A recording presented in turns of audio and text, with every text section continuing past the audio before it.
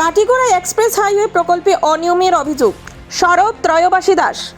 বরাপানি থেকে 5 গ্রাম পর্যন্ত প্রস্তাবিত এক্সপ্রেস হাইওয়ে নির্মাণ প্রকল্পকে কেন্দ্র করে বড় ধরনের অনিয়ম ও সরকারি অর্থ আত্মসাতের অভিযোগ উঠেছে।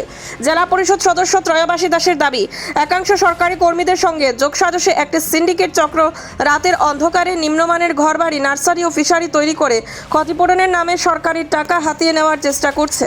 তিনি বিষয়টি লিখিতভাবে জানিয়েছেন প্রধানমন্ত্রী নরেন্দ্র মোদী, মুখ্যমন্ত্রী হিমন্ত বিশ্ব শর্মা, কেন্দ্রীয় মন্ত্রী নীতিন গডকরি ও NHIDCL এর কর্তৃপক্ষকে। অভিযোগের ভিত্তিতে প্রশাসনিক নির্দেশ জারি হলেও অবৈধ কার্যকলাপ বন্ধ হয়নি বলে দাবি তাঁর। দ্রুত কড়া ব্যবস্থা না নেওয়া হলে আইনি পদক্ষেপের হুঁশিয়ারি দিয়েছেন ত্রয়োবাসী দাস। কেলমা বরাপানি থেকে 5 গ্রাম পর্যন্ত যেটা এক্সপ্রেস হাইওয়ে নির্মাণ হইতো, তো এটা বর্তমানে দেখা যায় এই যে সরকারের জিরাদের টাকাটা আত্মসাৎ করার লাগে সেটা এখানে বিভিন্ন গাছপালা ঘর বাড়ি নির্মাণ করা হয়। বিগত দিনে আপনি ওইটা লইয়া প্রতিবাদ করছিলেন বা অভিযোগ জানাইছিলেন, তো এইটার অভিযোগের পরিপ্রেক্ষিতে কি হইল বা বর্তমানে দেখা যায় এখনো কার্যকলাপটা চলিয়া, তো এই ব্যাপারে আপনি কি কইবেন? নমস্কার। বড়পানি থেকে 5 গ্রাম এক্সপ্রেস হাইওয়ে যেটা, এটা বিগত 6 সেপ্টেম্বর এবং 10 সেপ্টেম্বর দুইটা ডেটে আমি দুইটা মেমোরেন্ডাম দিছি।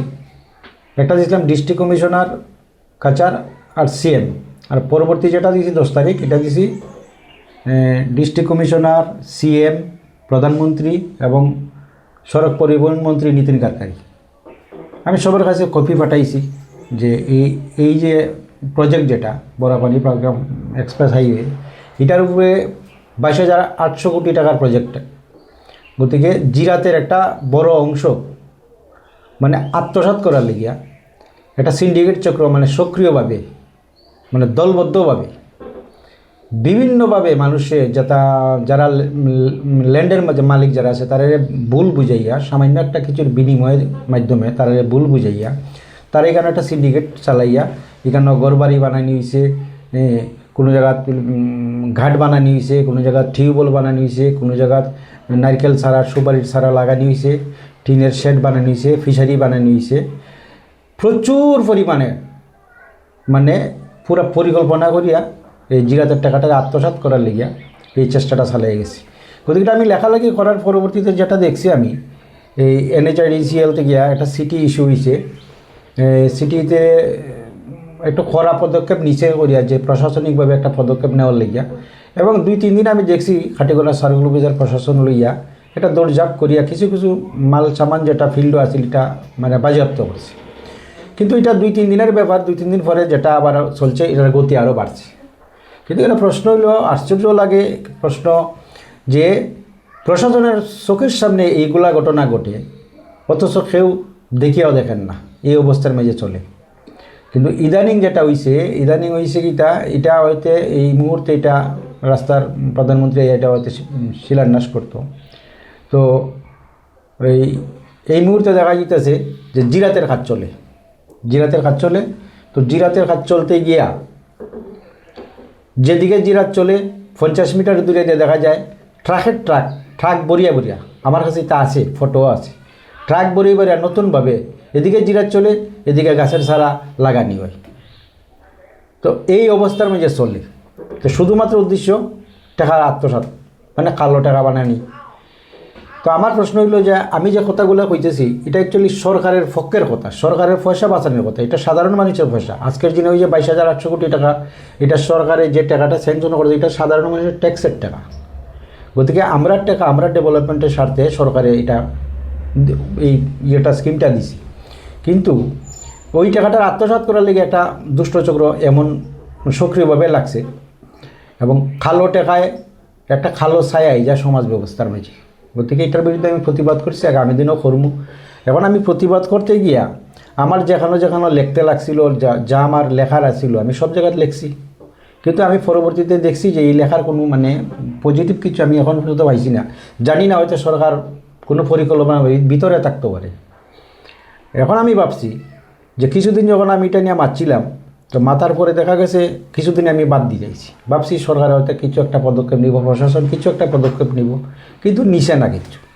কিন্তু এখন দেখা গেছে যে আমি আবার দেখছি যে না, এটা নিয়ে না মাতলে না হয়, একটু মাতি কতটুকু কী করা জীবন না যাইব এটা আমি জানি না।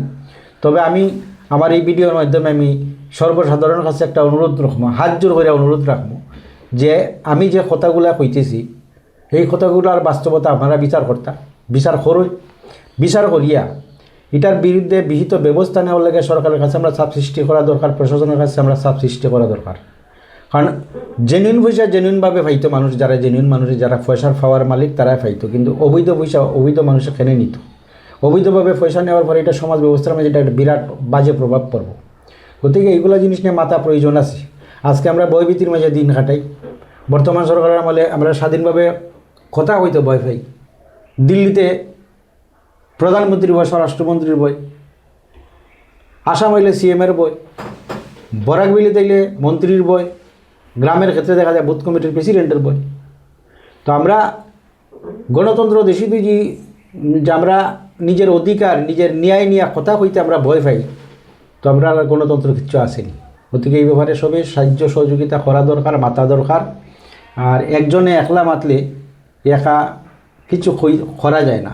আমরা দেখি আর তো যে আপনি এটার ব্যাপারে প্রতিবাদ করেন, অন্য কোনো নেতা কেউ বা শাসক দল বা বিরোধী দলের লোক কেউ কি তার প্রতিবাদ করেন না আর কেউ? অ্যাকচুয়ালি আমি কইমু যে প্রতিবাদ করতে গেলে নিজস্ব কিছু সৎসাহসের দরকার আছে। আজকের দিনও ম্যাক্সিমাম যারা নেতা, যারা আপনারা নেতা হন কিংবা আমরা যারা নেতা ভাবি, বাস্তবে এরা নেতা না অরিজিনালি। এরা খাফরে সুফরে নেতা, সাজিয়ে গুজিয়া নেতা, কেউ বিভিন্ন বড় বড় পদ লইয়া নেতা। পদের কিছু দায়িত্ব কর্তব্য আছে, পদের কিছু কাজ আছে। এটা সংগঠনের কাজ, সংগঠনের জন্য ন্যায় নীতির মাত্র আছে। প্রশাসনে সঠিক কাজ করেনি, এটা সাধারণ মানুষের যেমন দায়িত্ব, নেতারও এটা দায়িত্ব। কিন্তু সবচেয়ে বড় যেটা কথা হইল যে আমার পুরা সন্দেহ যে এই বিষয়টা নিয়ে যখন কেউ কথা কয় না, এই সিন্ডিকেট চক্র নিয়ে যখন কেউ কথা কয় না, তো আজকের দিনে যারা কথা কয় না, আমি মনে করি যত নেতা আছে সব নেতা এটার মধ্যে জড়িত আছে তারা। এবং এটা আমার কাছে প্রমাণও আছে। বর্তমান শাসক দলের বিভিন্ন নেতা রাস্তার মধ্যে মোটরসাইকেলে দাঁড়াই থাকে, কাজ চলে যাতে সাধারণ মানুষে কেউ কিছু কইতে পারে না, আর তারা দেখলে মানুষের ভয়ে কিছু কয়ও না। গতিকে আমি যে কথাগুলো কইতেছি, আমি তো সরকারের পয়সা বাঁচাইবার লেগে কইতেছি। যেটা এরা করার কথা, বর্তমান প্রশাসনের যারা সরকার পক্ষের দলের মানুষ যারা আছে তারাই এই কথাগুলো হওয়ার কথা, কিন্তু তারার কথাটা এটা আমি কইতেছি। আমি তো বিরোধী দলের মানুষ। তা আমার কাছে এই সাধারণ মানুষের পয়সাটা সঠিক কাজে লাগতো। রাস্তা আমরা দরকার, রাস্তা আমরা রইতো। বিগত দিন আমরা ভারতমালাটা পাইছি না, শুধুমাত্র এই সিন্ডিকেটের কারণে। ভারতমালা পাইছি না বলতে বলইব, ভারতমালার একটা অংশ আমরা পাইছি না। আমরা এখানে যেটা গুমরার এলাকার যেটা এই অংশটা আমরা পাইছি না, বাকি সব জায়গা তৈছে। এখনও সেই অবস্থা। এখন এইখানেও যে সময় ড্রোন ক্যামেরা মারছে তখন তো এটা ব্ল্যাঙ্ক আসিল, খালি জায়গা আসিল। রাস্তার উপরে এই ক্যামেরা যখন মারছে তখন তো এটা পুরা খালি, না ঘরবাড়ি আছে না নার্সারি আছে। এখন একটা জায়গা, এক বিন্দু জায়গা খালি নাই, সব জায়গাত কিছু না কিছু একটা আছে। গাছ আছে, ফিশারি আছে, নার্সারি আছে। এখানে যেটা নারকেল গাছ দেখা যায় এখন ক্ষেতের জমির মধ্যে, এখানে তো জল থাকে না। নারিকেল গাছ যেখানে লাগাইছে এখানে লাগা দেখবা বড়ুয়া ক্ষেত। আপনারা যদি ধান ক্ষেত সম্বন্ধে অভিজ্ঞতা দেখেতে, বড়ুয়া ক্ষেত, সাইল ক্ষেত। বড়ুয়া ক্ষেত মানে বৃষ্টি, মানে বৈশাখ মাসে যেটা হয় তখন ফ্লাডের সময় হয়। বড়ুয়া ক্ষেত বিশেষ করে বিলের তলাত লাগায়, বিলের নিচে লাগায়। তো বিলের নিচের লগের নারকেল বাগান আর গাছের সারার নমুনা দেখবা, কিন্তু এই তার বিল কত আইব আমি জানি। আমি অ্যাকুরেট যদিও জানি না, যে আমি এটা জানি যে একটা নারকেল গাছ এবং একটা সুপারি গাছের অনেক টাকা বিল আনতে পারে। তো সবে মিলিয়া এবং প্রশাসনের মানুষও এটার মাঝে আছে, ডিপার্টমেন্টের বহুত মানুষের এখানে শেয়ার আছে, মানে সরকার পক্ষের অনেক নেতারা শেয়ার, যেটা আমি আগেও কইছি। আর যদি শেয়ার না থাকে, আমার এই ভিডিওর মাধ্যমে আমি সবার কাছে অনুরোধ করবো, আপনারা যদি এটা আমি যে জড়িত না থাকুন, তো আপনারা এটা মাত্রা না খেনে, আপনারা সরকারের এত টাকা অবৈধ মানুষে অবৈধভাবে নিব, এই ব্যাপারে আপনার কথা করার দায়িত্ব নাই, কর্তব্য নাই, উচিত না। গতিকে আগামী দিনে আপনারা জানেন যে 26 ইলেকশন আছে, আগামী 26 ইলেকশন আছে, এটার জবাব কিন্তু ভোটারে দিব। আপনারা অনেক নেতা খাটি করেতে, প্রচুর নেতা এমএলএ হওয়ার মতো প্রার্থী প্রত্যাশী, বিভিন্ন সোশ্যাল মিডিয়াতে তারা মানে আবেদনপত্র জমা দিয়েছে, কিংবা বিভিন্নভাবে তারা নিজে প্রচার করে তারা যোগ্য মানুষ। ঠিক আছে, যোগ্য মানুষ সবাই যোগ্য, আমরা যারা ভোটার যারা আমরা সবাই এমএলএ হওয়ার যোগ্য। কিন্তু কিছু তো কাজকর্ম তো দেখাইতে লাগে। আজকের দিনও এত বড় একটা অন্যায় বিচার চলে, আপনারা যারা এমএলএ প্রত্যাশী আপনারা মাতুন না কেন? আপনারা ভোটারের মন পাইতে গেলে তো ভোটারের স্বার্থে কিছু কথা কইতে লাগবো, তো আপনারা মাতুন না কেন?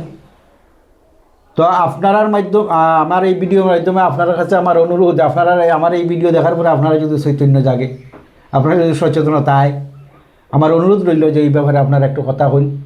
এই অন্যায়ের বিরুদ্ধে আমরা সবাই মিলিয়ে প্রতিবাদ করা উচিত আর দরকার আছে। আর সমাজে এই যে অব্যবস্থা যেটা অন্যায় অবিচার যেটা, এটা খালি দিন দিন বাড়তেছে। আর যেখানে খালো টেকা রমরমা হইব, এখানে অবৈধ শক্তি অশুভ শক্তি গ্রাস করব। খালি শুধুমাত্র এই এক্সপ্রেস হাইওয়ে না, এই খাটিগড়াতে আজকে কয়লার সিন্ডিকেট চলে, সুপারির সিন্ডিকেট চলে, এই লাইমস্টোনের সিন্ডিকেট চলে। আর তারা হইতে সময় শুধুমাত্র তারা কথাবার্তায় যে উন্নয়ন আর উন্নয়ন, বিকাশ আর বিকাশ। আজকের দিনও আমরা প্রতিনিধি হয়েছি, আমি এই ভিডিওর মাধ্যমে হইতেছে, আমি জেলা পরিষদ হয়েছি আজকে 7-8 মাস হয়ে গেছি, আমরা কোনো ফান্ড পাইছি না এখন পর্যন্ত। যাও পাইছি একটা আংশিক, এগুলা কথা কইলে লম্বা হয়ে যাব, এগুলার কই না, পরবর্তী ভিডিওতে কইমু। তো আমার অনুরোধ সবার কাছে, আমি অনেক কথা কইছি, আর আপনারা যারা এই ভিডিওটা আপনারা যারা দেখবা, যদি মনে করেন আমি এটা বাস্তব কথা কইছি, শুদ্ধ কথা কইছি, তো আপনারা এটা শেয়ার করতা। সবে জানুক, বরাকবেলি সবে জানুক যে বরাক উপত্যকার মাঝে কী চলে। প্রতি প্রতিষ্ঠা মানে জানা দরকার, বোঝা দরকার। আমরা নেতারা তাহলে সুন্দর সুন্দর কথা কয়, বাস্তবে তারার ভিতরে কি আছে এটা জানা দরকার আছে। কালাইন থেকে অরূপ দাসের প্রতিবেদন, ভয়েস 365 বাংলা।